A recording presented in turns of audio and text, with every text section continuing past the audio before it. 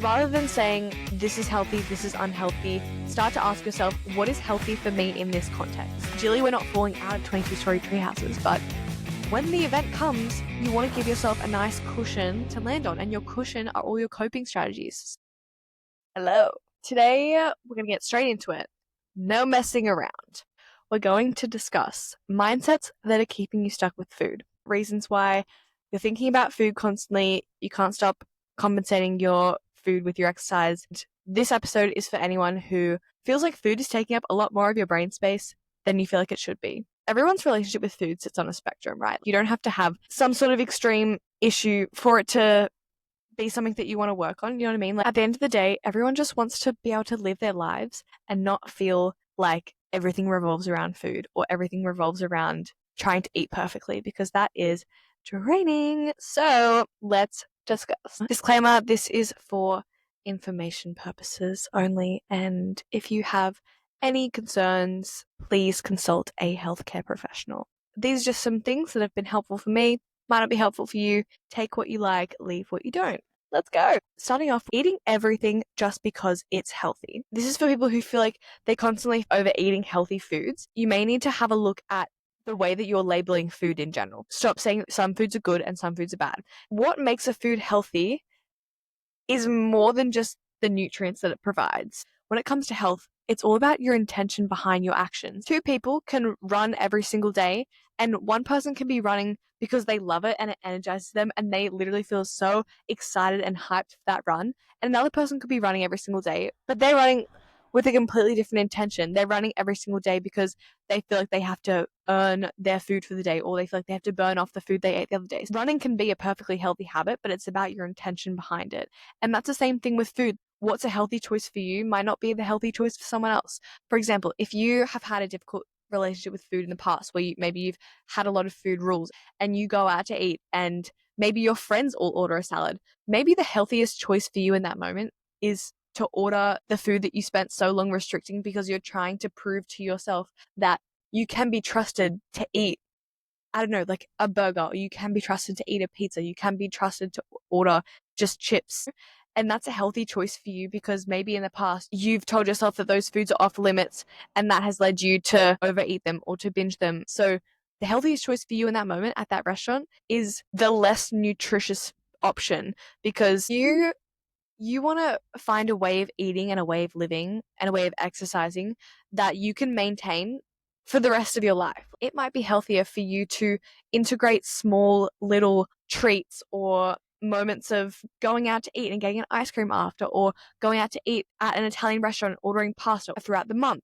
I'm not saying you need to eat it every single day, but it is healthier for you to be able to eat those foods in a way that doesn't feel urgent and doesn't feel like, oh my God, I have to eat everything because this is the only opportunity that I'm ever going to be able to eat this. You want to get to a point where you order the pasta comes in front of you, you're talking to your friend. When you're with your friends, the more important thing is the conversation, and the more important reason for you being out to dinner is to catch up with your friend, not about the pasta in front of you. And you eat it and you enjoy it because you're allowed to have it, and then you don't feel the need to eat everything on your plate all at once in the span of 0.5 seconds, because you can have the pasta now, but you can also have it later. Like, it's not going to go everywhere.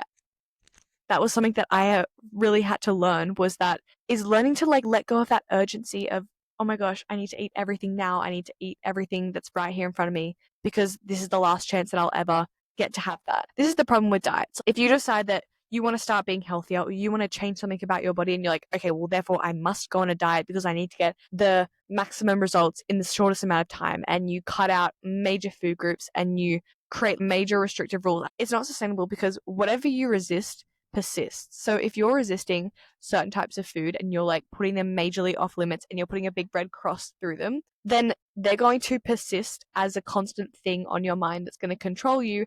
And when that food is then placed in front of you and you eat it, you start to feel a sense of losing control, because you're like, I've already messed up this rule, or I've already broken my rule, therefore I must completely eat everything in sight because I'll just start again tomorrow. If you hear yourself saying, I'll just start again tomorrow, or I'll just mess up or be bad this one meal, then you need to stop there. See that as a red flag. That is the voice that is going to keep you trapped in a cycle of restricting and then overeating or binging or whatever you feel like goes on behind the curtains.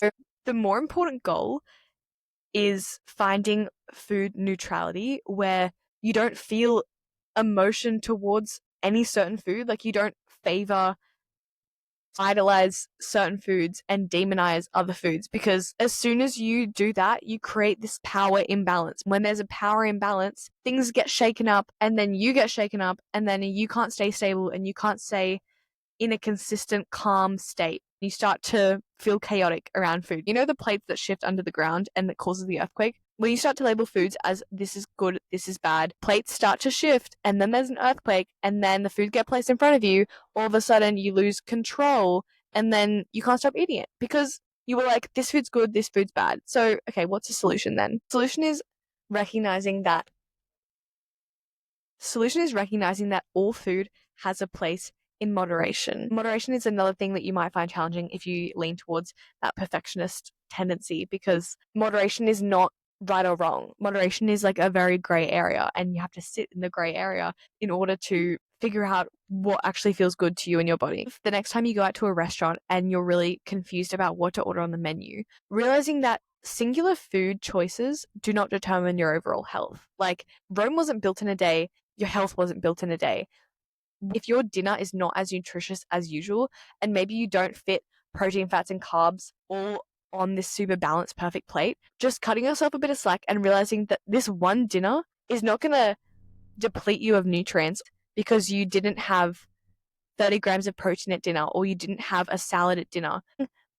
If you're making an effort to eat a diverse range of different whole foods throughout the week, then one non-perfect meal is not going to completely shatter your health. If you find yourself in a situation where maybe you're eating food that isn't as like nutrient dense as usual, or that you would like, or that you feel is most healthy, realizing, okay, well, what is more important than the food in this situation? So if you're at a restaurant and everyone orders food to share, say everyone orders like pizzas to share, and you're kind of starting to freak out because you're like, oh my God, I can't eat this, it's not healthy. Okay, let's reframe the situation. Let's remember that every food has place in moderation. And why is that true? Because it is healthier to sit at a restaurant with your friends and connect socially and feel like you have a sense of belonging, because that gives us a sense of purpose, and which makes us feel good. And when we feel good, we want to make better choices. So it's like an investment in your future habits, because when you feel good, you do good things. Let's remember what's more important than the food in this situation. It's connecting with my friends, because I know it's going to make me feel good.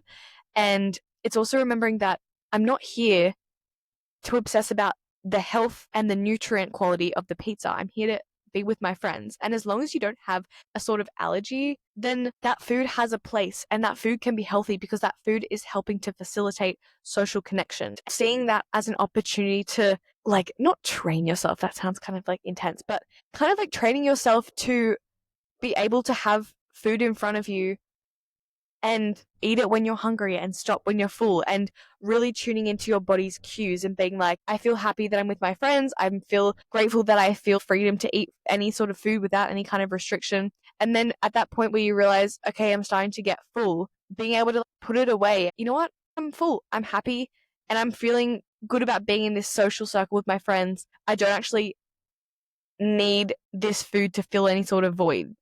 And every small win where you realize you're full and you stop and you give yourself grace and love, that's a small win. And bank those small wins so that the next time you're in a situation where you feel the need to, oh my gosh, I need to eat everything in 2 seconds, realize that, okay, remember that last time when we put the food away and we realized we actually were okay, and like we ate when we were hungry and we stopped when we were full. We did that once, so we can do it again. And so just thinking, what can I do in this moment to help my future self? Because my future self is going to need proof that we were okay if we didn't eat all this food at once. You'll find that if you actually take all the restrictions away from food and you actually just say, I can eat anything, there is no rules. There's no, I can't eat cookies. There's no, I can't eat chocolate. There's no, I can't eat burgers. There's no, I can't eat chips. We instantly assume that, well, if I just give myself permission, then I'm going to want to eat it every single day. Maybe at the start you will, and you might feel like you will lean towards those foods a bit more because you've been restricting them for so long that naturally your body's like, oh my God, we're allowed to eat this now? Are you serious? Let's eat it all. Eventually the novelty of that wears off and you go, oh, okay, this food isn't that exciting when I don't restrict it because I don't actually want it. And your body starts to crave different kinds of foods when that gets boring, and you have to kind of let those foods get boring. We spoke about this on the episode with Sarah Liz King, who was an exercise physiologist. She talks about how you have to like let that food get boring because then it loses its power over you, and that's when you lose the urgency or the need to kind of eat everything at once. It's not something that clicks right away. It's something that you have to commit to, reminding yourself that food is in abundance. I can eat anything at any time. Why do I allow myself this mentality? And it's because when you give yourself unconditional permission to eat and you take the red velvet rope that you cannot cross, you take that away from the food, it loses its power over you, and you don't feel that kind of urgency or that kind of thrill around different types of food, around ice cream or around foods you put off limits, because humans, we want what we can't have. And so when you tell yourself, oh yeah, you can have that, it's less exciting and it's less desirable because it's not a challenge anymore. Like, we love a challenge. We want the chase. If you like the chase, then maybe this is your problem. Maybe you like the chase so much, and by putting a food off limit, you have to like, it's a challenge. You have to kind of stay away from it. You know, it's kind of that toxic, gotta chase, gotta chase.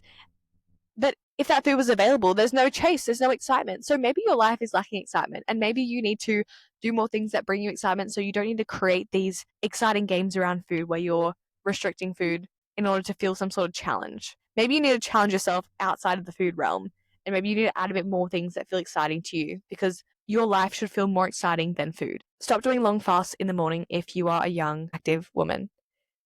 There is different research on women who are postmenopausal, going through menopause, because their hormones start to look a lot more similar to men. But when you're young, we run on an infradian rhythm, which is a 28-day hormonal cycle, which aligns with our period. So our hormones are going to fluctuate through the different phases of the 4 cycles. And through the different phases, our metabolism changes, our emotional state varies, our ability to manage our blood glucose changes. There's all these kind of things happening. And so long fast in the morning is just unnecessary for young women. And we kind of get sold this narrative that if you lose weight or burn fat, you have to train fasted, or you need to not eat before you train because you have to earn your food. Like, that is just big myth, big red cross there. Let's kill that vibe. Training fasted can actually end up being more negative, because when we wake up in the morning, our cortisol, our stress level spikes. So you're already in a stress state. And then fasting is a stressor on the body. It can be a good stressor, it can be a bad stressor. And then exercise is also a stress on the body. Again, can be a good stress, can be a bad stress. But if you're combining waking up in the morning, exercise, and being fasted, that's 3 stresses that you're compiling onto your body. And when stress is too high, your body goes into starvation mode and it starts to store fat because it needs it as a protective thing, because it goes, oh my God, food is scarce. We need to make sure we can stay alive. And this is just something that we aren't told as women, because it's like, oh, you must just have to work yourself to the ground in order to get a certain result, or whatever that is. So having something with a bit of protein and a bit of carbs before you work out is best. Now, I wouldn't hyperfixate on, oh my God, I only got 13 grams of protein, 9 grams of carbs. Like, it's unnecessarily stress. Like, if you just have a little bit of something to eat before you train, half a banana, tablespoon of yogurt, just don't train on an empty stomach. You don't have to think too much about it, because that just creates more stress. It doesn't have to be that deep. If you're training for athletic performance and you're really have serious goals about muscle growth, then maybe you want to be more specific about, for most people, it creates more stress than good. So just focus on getting good quality protein source, good quality carb source, you're good to go. And also, with fasting in the morning could be a reason why you're overeating at night. This was honestly biggest secret unlocked when I realized that this was the reason why I felt like I was going to bed so full every night and I was overeating dinner, was because I was trying to intermittent fast for like as long as possible. I would say to myself, no eating before 10 o'clock, or no eating before 12, or whatever. And I would say that, oh, well, I'm just not hungry in the morning. And I was like, I'm not hungry in the morning because I'm eating so much at night, because my body knows it's not going to get food till 12 o'clock the next day. So it knows what's happening. And so at night, it's like freaking out, got to eat everything because I know I'm not going to give myself breakfast in the morning. So of course you're not waking up hungry if I'm eating so much at night. And the minute that I started to like slowly eat breakfast a bit earlier, I started to teach my dinner self, my night self, that food is going to come again. You don't have to eat everything now. It's all good. Food is in abundance. You can have food whenever you want. And once I like unlocked that abundance mindset and ate breakfast earlier, the overeating at night slowly started to release, you know? And it's all cause and effect. Like, this stuff isn't random. Like, whatever struggle or challenge that you're going through, whether it's with food, whether it's with anything, there's always a cause and effect. Like, stuff just isn't random. It's the rules of the universe. If you feel like you're struggling with the overeating at night thing, then have a look at your breakfast. Are you trying to delay breakfast as long as possible? And is your body maybe going to freak out mode? That's something to check. Another thing is food rules, sticking to a playbook, like you're an American football team. Get rid of the playbook. The playbook, I'm telling you, the playbook is your kryptonite, because the more rules you have around food, the more food noise you have. Food noise is thinking about food as soon as you wake up, thinking about food right before you go to bed, thinking about food when you're having a shower. It just consumes your entire mind throughout the day. And as soon as you finish one meal, you're already thinking about what's my next meal. And you're already thinking about how can I make this next meal perfectly balanced. And it starts to impact you socially because your friends want to go out, do something spontaneous, but that doesn't fit into your plan. And food noise is just not fun, and it takes away from the enjoyment of life. So, how do we unpack food noise? And that is ditching the playbook. So, these are some common rules in the playbook. So, no eating till 10 a.m. So, maybe you have like an intermittent fasting food rule, like just get rid of it. And the thing is, I also want to preface that fasting for some people can fast and it's not a mental game for them. Some people can fast and it's chill and they don't feel all this emotion wrapped in it. And if that's you, then great, cool, do whatever you want to do. But if you're fasting and you have a lot of food noise and you feel like you can't control yourself around food and you feel like you have a bit of a chaotic relationship with food, then maybe fasting is not for you. So again, I just want to come back to the fact that it's all about your intention. Like, healthy habits are healthy until the intention behind it stops being healthy. Another thing is no eating after 8 p.m. So if you're like, I can't eat after a certain time, then your body's like, well, we have to eat as much as we can in this period because we have a cutoff.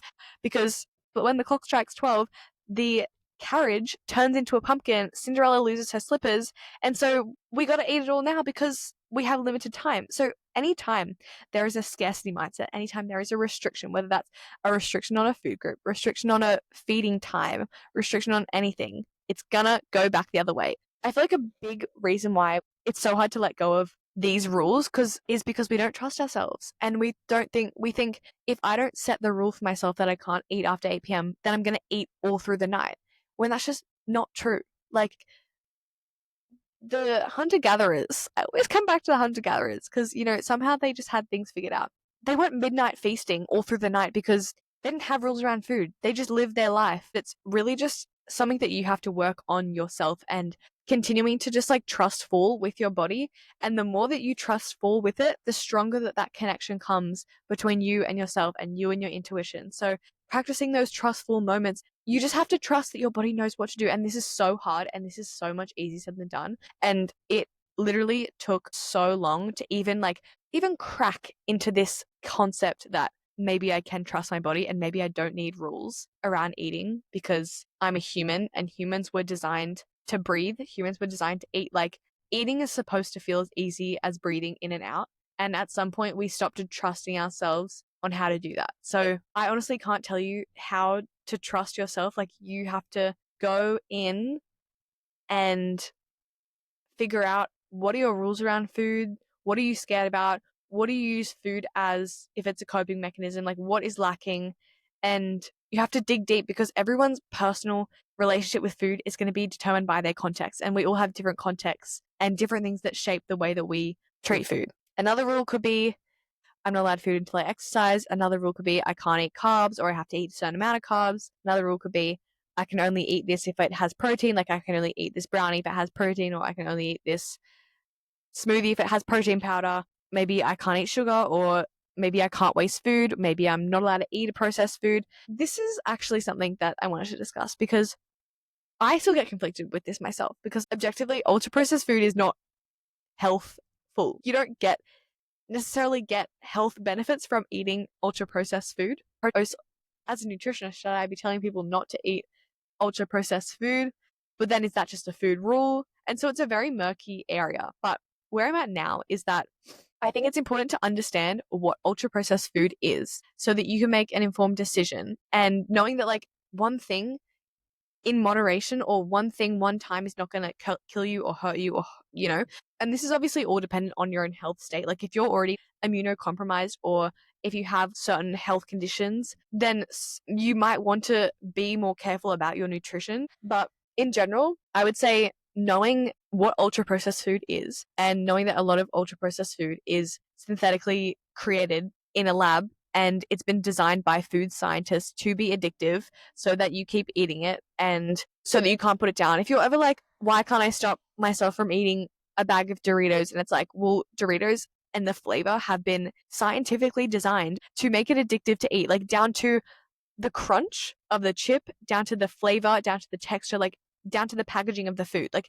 these all things have been carefully crafted by very smart people to facilitate overconsumption. And so when you know that a lot of ultra processed food is designed to be addictive, and that it can encourage your gut microbiome to crave more of those foods, because our gut, we have trillions of bacteria in our gut, and see these gut bacteria as little people with personalities. And when you feed your little people with a bunch of ultra processed food, they start to develop a liking to the certain food that you're feeding it. And so if you're always eating ultra processed food, your gut bacteria is going to crave more of it, which is going to make you more addicted to it. So I feel like knowing that as a general thing, where it's like, okay, I know that too much of this isn't good because I'm going to be addicted to it because it's been scientifically designed for me to overconsume, because food scientists have sat in a lab and go, okay, what is the most tasty flavor to the human taste buds? How can we put that into one packet of chips that people can rapidly consume in one sitting? So I feel like having the information and the knowledge to be like, okay, I know what food is, I know what different types of foods is, I know what the nutrients are of different types of foods, but in this circumstance, maybe it's a healthy choice for me to be present in a social circle and not stress and overstress about this food, because maybe I don't eat it all the time. Therefore, this one time, it's not going to have any huge harm on me, because it's actually more unhealthy to fear food than it is to have a little bit of something, And it's like, when you don't have that fear around it, there's not that urge to eat it. You know what I mean? Broken record. Broken record. The biggest message behind this is peeling away those labels of this is healthy, this is unhealthy. Because rather than saying this is healthy, this is unhealthy, start to ask yourself, what is healthy for me in this context? And how do I want this food to make me feel? Like, put yourself in the position of power. Food doesn't control you. You are a person and you make your choices. This little thing on a plate, that doesn't control me. I decide that this food is a healthy choice for me in this circumstance. If you're struggling with a certain kind of health condition, and maybe you have been advised that you should avoid certain types of foods. Let's say you have IBS and you have to go on FODMAP. It is a healthy choice for you in that moment at that dinner table to choose the IBS friendly foods, because that is what's probably going to make you feel great. Then on the other side, if you're in a social setting and you're with your friends and you have IBS, but you really want to eat the food, maybe you have a small amount of the food because you know too much of it is going to make you feel sick, but you know a little bit of it you can handle. That's a healthy choice for you. Like, no one can tell you what is a healthy choice, because a healthy choice is going to be defined by your context. Again, if you've had a history of restrictive relationship with food, maybe a healthy choice for you is choosing that food, or that food that feels a little bit uncomfortable or a little bit scary, because you're in a safe environment, right? You're in a safe environment where you're with people you love, you're with your friends, and you don't need to necessarily tell them what's going on in your mind. You don't need to tell them that, hey guys, like I'm kind of stressed about this food. Like, it's fine. Okay, think about it in your head and rely and feel the energy of friends around you at that dinner table and be like, okay, I'm safe. I'm with people I love. Like, feel into that energy of love in your heart and be like, wow, how lucky am I to have such amazing friends? There's food in front of me, but the food is not the main event. Your friendships are the main event here. And the healthy choice for you is to train yourself. How can I treat this food like any other food? How can I be as neutral to this pizza as possible? Like, how can I eat this pizza in a way that is so detached that I can eat it now, I can eat it later, I can have a bite now, and then I can wait 7 minutes in between the next bite because I don't care. Like, it's just like, how can you not care about the food? And not in a way that you shouldn't enjoy food. Like, you should enjoy food and you should make food that tastes good, whatever. But it's also important to like be okay with a disappointing meal. I feel like this is something that I also had to learn, was not every meal has to be the best meal of your life. And like, kind of, this is a really great piece of advice actually that I got, was grieve the meal. Like, when it's over, if you go out for dinner and the meal was amazing and you're kind of sad that it's over and you feel the urge to just order the whole thing all over again, Like, yes, you can do that, but you can also just sit there and grieve the meal in a really appreciative way and be like, wow, that meal was awesome. Guys, what was your favorite part of that meal? Did you enjoy that fish as much as I did? You enjoy those chips? Like the salt on those chips, that was crazy good. Like, talk about it, appreciate it, and then move on, because you can go back to that restaurant tomorrow if you really want. You can go back to that restaurant any day for the rest of your life. You don't need to go round two just because you're sad that the meal ended. Like, grieve the food, grieve the meal that it's over, and appreciate it for what it served in that moment, and recognize that the amazing experience of that meal you can have for the rest of your life. Like, it's not going anywhere. The same goes for like breakfast, lunch, and dinner. You make a nice meal for yourself. You've got a nice source of protein in there. You've got some good nutrients, veggies, a bit of carbs, a bit of fats. You've given yourself a balanced meal. And you're like, this is so nourishing. This is so fulfilling. Like, yum, how awesome that I have access to this fresh food, that I get to eat this. And then once it's over, or once you've taken the nutrients that you need and you're full and you're happy and you're like, I actually don't need this food anymore, grieve the meal that it's over. And instead of instantly going to that, I need more, I can't let this go, sit in the energy of gratitude and appreciation for what that meal was for you in that moment, and think of it in a really positive way. That was such a great flavor. I'm actually going to try that combo again tomorrow. Or maybe, the peas? No, not the go. I'm probably not going to do peas next time. That was kind of disappointing, but you know what? The meal's over. I'm going to go and live my life. I'm going to go to uni. I'm going to go to work. I'm going to go work on my hobbies. I'm going to go to dance. I'm going to go do something fun, because my life is not revolved around food, and food is a great part of life, and food is such a beautiful part of life that we get to eat and consume things that taste so amazing, and we get to connect with people over food. But there's also so many other exciting things about life that, if my meal was a bit disappointing, then I'm okay, and I'm emotionally resilient enough to move on from that and to shift my energy and shift my focus into something that feels exciting and something that lights me up. I'm going to end on something that I heard the other day, which I feel like is a really great quote that I feel like can apply to anything. I was talking about stress and emotional resilience, and how we in like current society fear stress, especially on TikTok as well. Like, we'll talk about like cortisol being bad, got to avoid cortisol. Like, too much cortisol is bad, yes, but we also need cortisol. Like, if we didn't have that cortisol spike, we wouldn't be able to get out of bed in the morning. You need that acute stress to get things going. If you don't get a bit stressed about your assignment due, then it's not going to get done. Like, if that acute stress isn't there, then we never go into action. And so it's about, how do we use that stress to get things done? The problem is when stress becomes chronic and it is persistent and long term. Like, that is what we're talking about when we're trying to avoid stress. But we shouldn't run away from stress altogether. This is something that I need to learn and need to work on, because my ability to manage stress is questionable. We're all learning. The quote was, stress can be seen as a mathematical equation. Bear with me.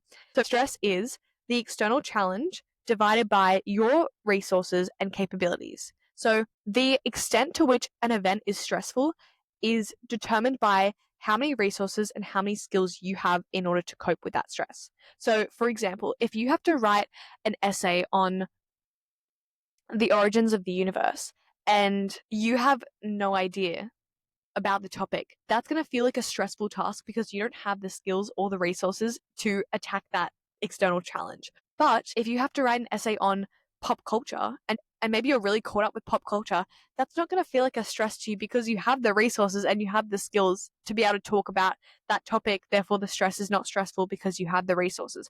And the same thing goes for food. Like, the extent to which you get stressed around a certain mealtime is going to be influenced by the resources and the skills that you have. So, like, what are your coping strategies when something becomes stressful? What are your coping strategies when your emotions feel difficult? This comes down to building yourself a toolkit of strategies, whether that's breath work, meditation, journaling, somatic movement, dance, maybe it's chanting, like creating like vibrations in your body, to help you feel grounded, whether that's talking to a friend, whether that's doing something tactile with your hands, maybe it's fidgeting, maybe it's just like moving that energy of like stress around. If you feel like you're struggling to deal with stresses in your life, then identify the stress and then go, okay, what are the skills that I can work on? What are the resources that I can bring to the table so that when the stress comes, the impact of that stress is going to be lessened because I have these skills and I have these coping mechanisms in order to deal with it. It's like if you were to fall from a 22-story treehouse. And if you were to fall on concrete, that's going to be a lot more stressful on your body than it is if you fall onto a giant cushion. Ideally, we're not falling out of 22-story treehouses, but when the event comes, you want to give yourself a nice cushion to land on, and your cushion are all your coping strategies. Give yourself a nice bank of coping strategies, write them down in your notes, write them down in your journal, so that when the stress comes, you know what to do with it to lessen the impact of it. I know this has been really long, so I might release like a part 2 of just like quick fire strategies that I find keep me grounded and keep me in a sane place with food. And I'll just say it here. Okay, 1, eating breakfast early so that I tell my dinner self that food is in abundance and food will come again. 2nd is stop waiting until you're ravenous to eat. If you wait until you're starving to eat, you're going to overeat because you're already past the point of comfortable fullness and you're past the point of being able to stay calm. You're in the place of chaos. So eating when hunger is moderate so that you can actually hear, all right, I'm full now. I can put this away. I'll eat this. I'll put it away. You can actually hear that push and pull rather than when you're starving, you eat everything because you're so stressed and you're so ravenous. So don't wait till you're ravenous. Eat when hunger is moderate. This is also just my own tips. This might not work for you.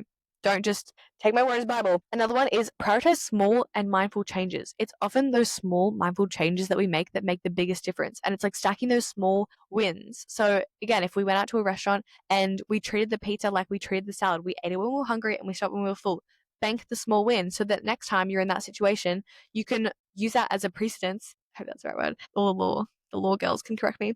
But precedence, whatever. You can use that as proof that you were able to do once, you can do it again. Another one is train yourself to eat all meals equally. Don't put certain foods on a pedestal because as soon as you put foods on a pedestal, then the earthquake happens. Another one is have something to look forward to after the meal. Have something exciting that you're going to go and do, or that you're going to go and see, or that you're going to call someone, so that you're able to like step out of that meal and stop thinking about food, if you feel like that food noise is kind of going crazy. Whether that's even the coffee. If you have your breakfast and you go, I know I'm going to get a coffee, there's something exciting left for me in the day. Excitement has not left the plate just because the plate has left. You know what I mean? Another one is don't skip meals. Again, that just comes back to don't wait till you're ravenous to eat. Like just eating 3 meals a day and not skipping meals, because if you skip a meal, you're probably going to eat more later because you're going to be so hungry. Slow and steady wins the race. There's no race, but just keep it calm. Another one is striving for food neutrality, trying to get to a place where you don't feel any emotion towards certain foods. Like you don't feel overly attached to a certain food and you don't feel overly detached from a certain food. You're trying to find balance, nothing in excess, because as soon as we're in excess, we're in out of balance. And we want to stay balanced. We want to stay calm, peaceful. We want to stay zen. So striving for food neutrality is a good one. The last one is transmute. What does that mean? Energy cannot be created or destroyed. The first law of thermodynamics. The same goes for emotions. Like emotions cannot be created or destroyed. They can only be transmuted and they can only take a new form. If you're feeling angry, that anger has to go somewhere. And if it doesn't go out or it doesn't get transmuted, it just sits in you. So instead of letting the emotions sit in you, move around. Music, dance, breathwork, yoga, writing, jump up and down, be creative, be artistic, talk to someone, go see a friend. Get that energy moving, get out of your environment, go do something different, turn that pain into purpose, whatever you want to do. Just don't let the emotion store in your body. Go and do something with it. If you're feeling angry, go for a run, go for a really empowering run, or go make up a really empowering dance, or go and, if you're feeling sad, maybe write your emotions, write poetry, write a play, write a script. I don't know, whatever you feel. If you're feeling tense and you feel tension, do yoga, do some stretching, breathe into the physical tension, releasing tension in your body, releasing the tension in your mind. Set a timer, do some stretching for literally 10 minutes and like consciously breathe into those tense areas. I have a money back guarantee that you're going to feel at least 1% better. That's the end of the episode. Thank you so much for listening. If you want to see some recipes or you want to stay up to date with anything happening with the podcast, you can follow the Instagram, which is downtoearth.eats. I've also created the Roots of Wellness podcast Instagram page. There's yet to be anything on it. So eventually when I get around to it, there will be videos uploaded to that, maybe. If you ever have any questions or you have a recommendation for a topic for the next episode, then send me a DM. Thank you so much for listening and I'll see you in the next episode.